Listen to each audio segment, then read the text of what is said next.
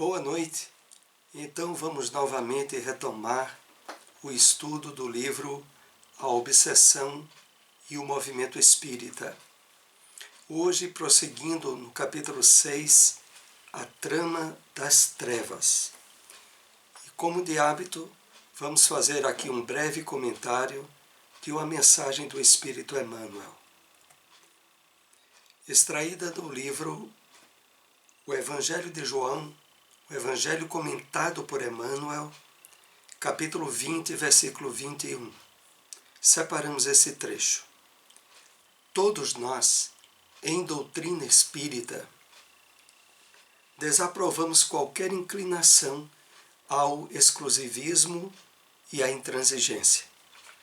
Nenhuma religião existe órfã da providência divina. Por outro lado, não ignoramos que a transmissão dos nossos princípios começa na reforma individual.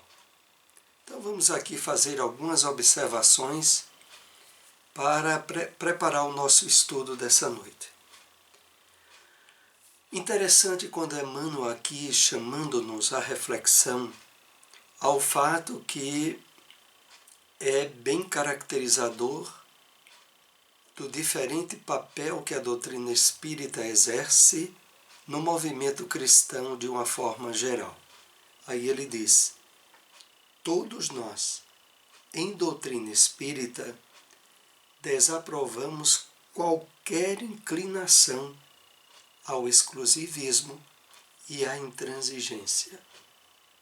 Ou seja, quando no Evangelho segundo o Espiritismo nós temos um capítulo intitulado Fora da caridade não há salvação, não é porque o Espiritismo levante uma bandeira de aparente ausência de caracterização do seu aspecto religioso. Não. É porque, na verdade, na percepção que a espiritualidade nos traz, de uma forma ampla, a participação do Cristo, através dos seus mensageiros, dos espíritos elevados, não fazem parte exclusiva de religião nenhuma, nem do próprio Espiritismo. E por isso, Emmanuel aqui lembra: desaprovamos qualquer inclinação ao exclusivismo e à intransigência.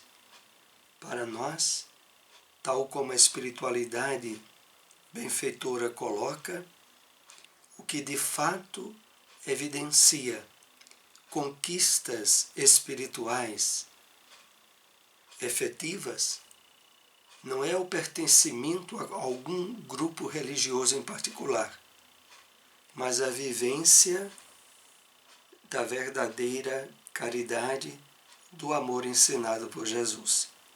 E continuando, Emmanuel diz: nenhuma religião existe órfã da providência divina.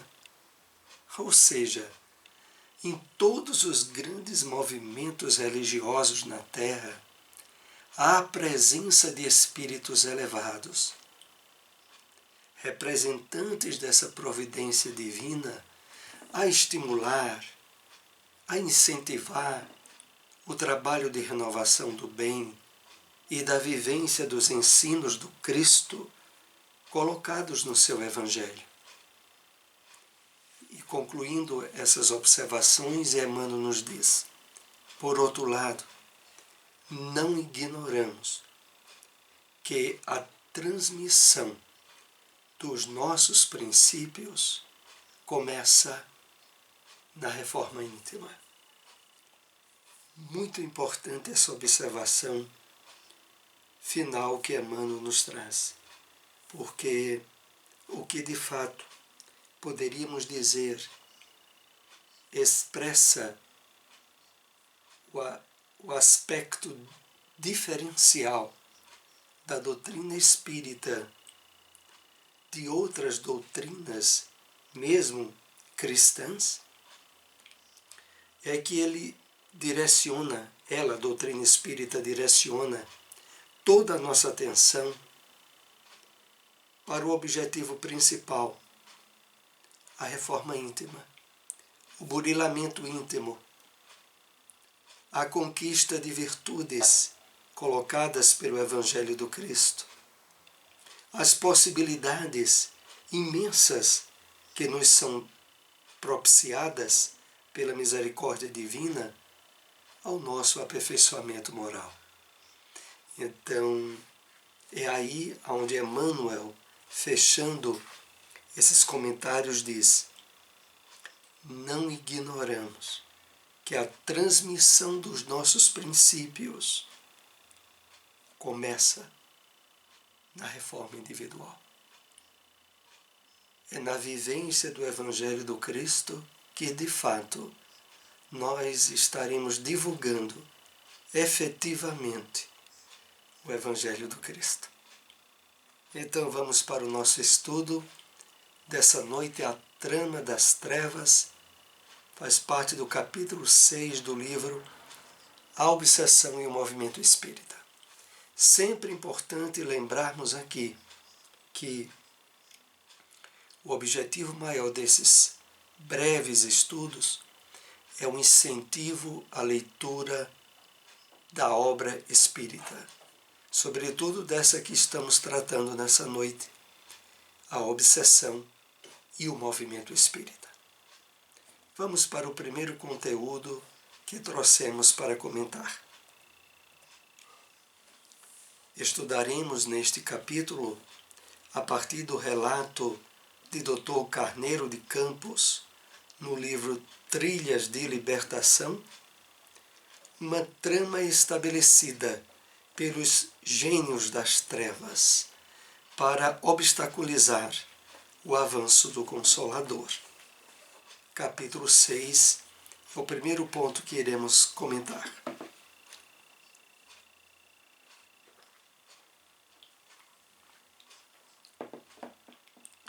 Então, atrelada ao livro principal que estamos enfocando, somos remetidos à leitura também do livro Trilhas de Libertação, trazido a nós pelo espírito Manuel Filomeno de Miranda, na mediunidade de Divaldo Pereira Franco. É lá que a base do estudo dessa noite é desenvolvida através do relato dessas tramas estabelecidas pelos gênios das trevas, pelos espíritos perversos, e que tem por objetivo maior atrapalhar, dificultar o avanço da doutrina espírita, do Consolador prometido por Jesus. Primeiro, o homem redefiniu o novo soberano das trevas. É um animal sexual que se compraz no prazer. Deve ser estimulado ao máximo, até a exaustão, aproveitando-lhe as tendências e, quando ocorrer o cansaço, levá-lo aos abusos, às aberrações. Realmente, já foi dito a nós, através da mediunidade de Francisco Cândido Xavier, é um trecho a respeito disso no livro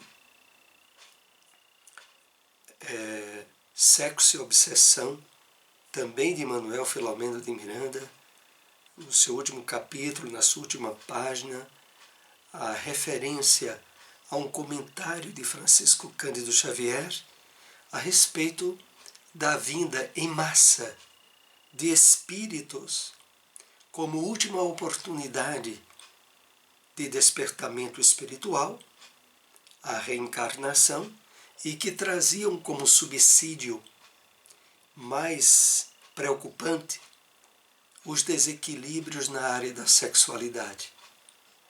Então, desde o final dos anos 60, início dos anos 70, há todo um direcionamento na sociedade humana materialista a ensejar o direcionamento da atenção do homem às satisfações sexuais desequilibradas.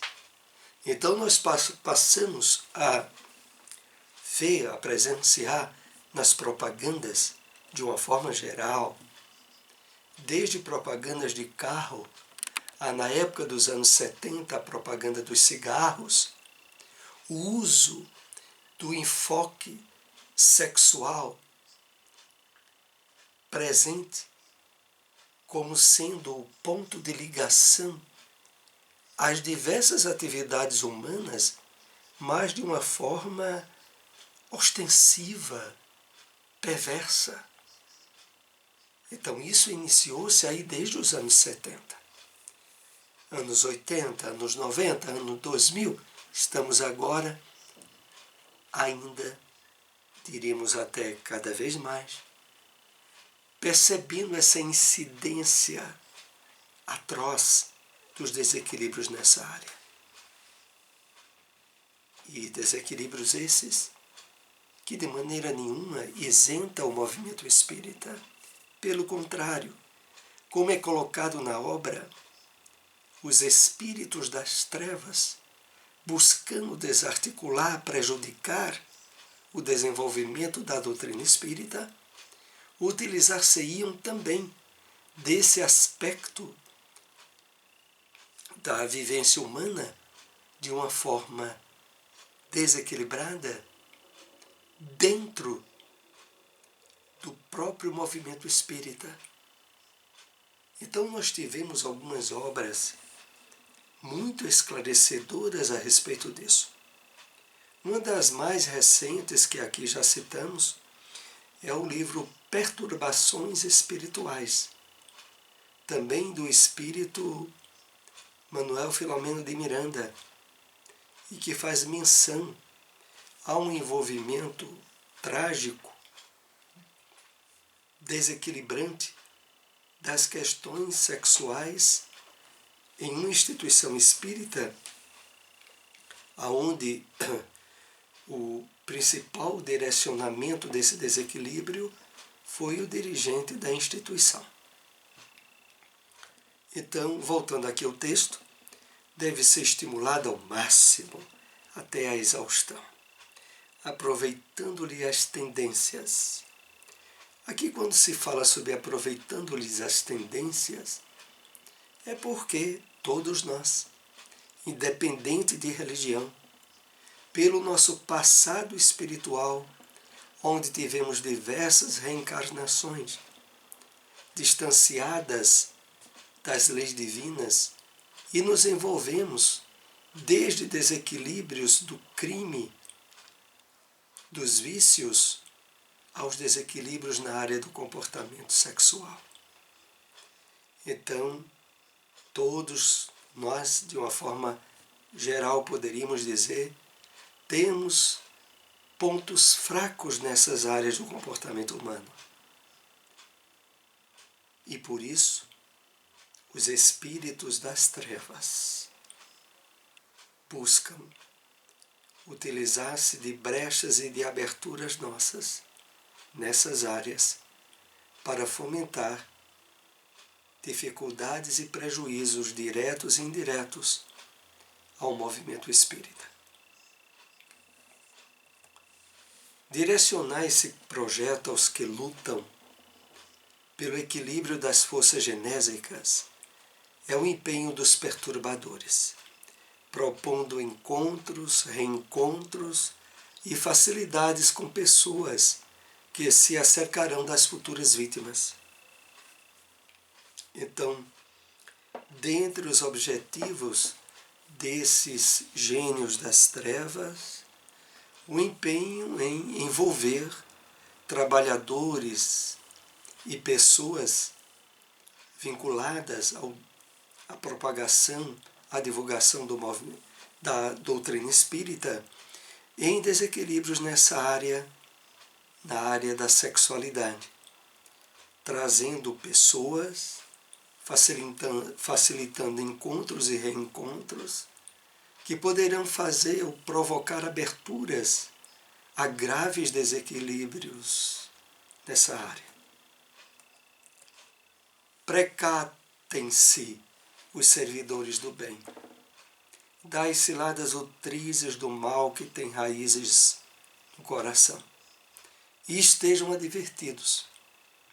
Suportem o cerco das tentações com estoicismo e paciência, certos de que o Pai não lhes negará socorro nem proteção.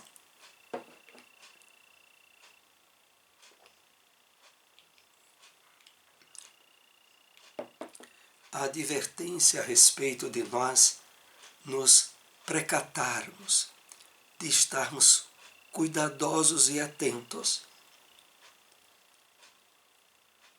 a essas vinculações desastrosas que poderiam ocorrer na área da sexualidade. A espiritualidade vai nos colocando em alerta ao máximo. Como temos citado aqui, não faltam obras espíritas a trazer detalhes de como se fomentam esses desequilíbrios e essas ações que, na verdade, mesmo tendo por origem as investidas dos espíritos das trevas, não deixam de, por subsídio, ter o material de desequilíbrio que trazemos de reencarnações passadas. É por isso que a espiritualidade nos estimula tanto à vivência, ao esforço de reforma íntima, de despertamento espiritual, de trabalhar uma nova forma de encarar os fatos e os acontecimentos da vida, de tal modo que, estando numa sintonia espiritual do bem, de forma mais constante, acontecimentos e ocorrências do dia a dia não nos causem transtornos a abrir portas às investidas dos espíritos do mal. Porque é dessa forma que acontecem as situações.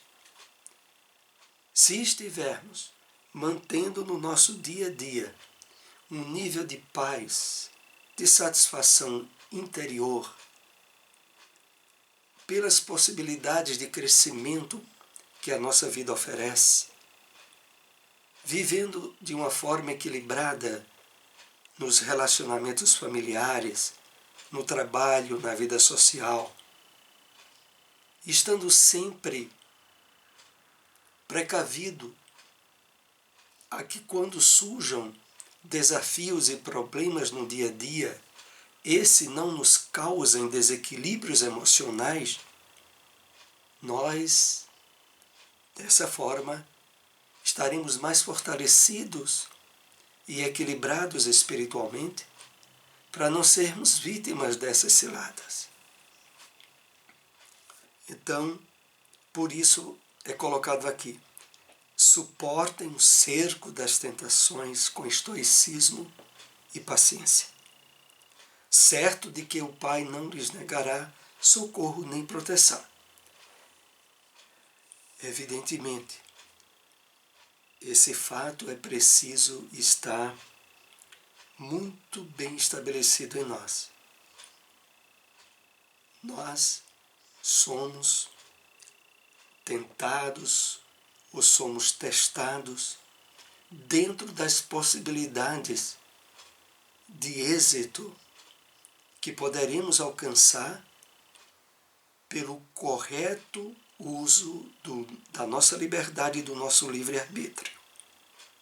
Então, ninguém que possa estar se justificando em atitudes perversas ou desequilibradas a presença de espíritos obsessores ou das trevas, atribuindo a eles a responsabilidade principal. Como havíamos comentado no início do nosso estudo dessa noite, na mensagem que Emmanuel nos trouxe, o trabalho maior da doutrina espírita é do nosso melhoramento pessoal.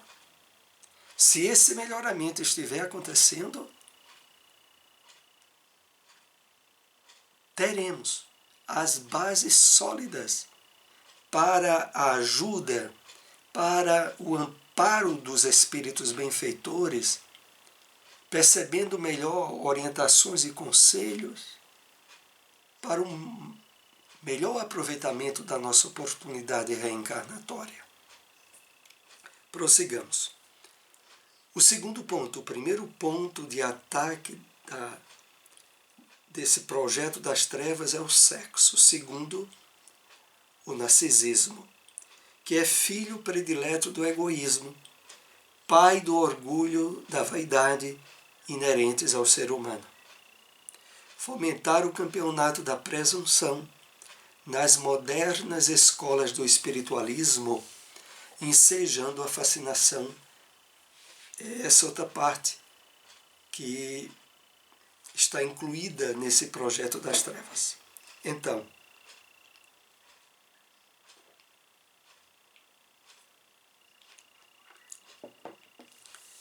Jesus já havia apresentado nos seus evangelhos o remédio eficaz contra esse narcisismo. No grande exemplo que ele colocou, após a ceia anterior à sua crucificação, quando Jesus tomou de uma bacia com água e uma toalha e foi lavar e enxugar os pés dos discípulos, deixando bem claro para eles que aquele que desejasse ser o maior fosse o servo de todos. De que, na verdade, o combate mais eficaz ao orgulho, ao narcisismo, à vaidade, está na virtude da humildade. Virtude essa a qual nós somos chamados a aderir de coração, porque ela é a base das demais outras virtudes que venhamos a ter. Prosseguindo, o terceiro ponto, o poder,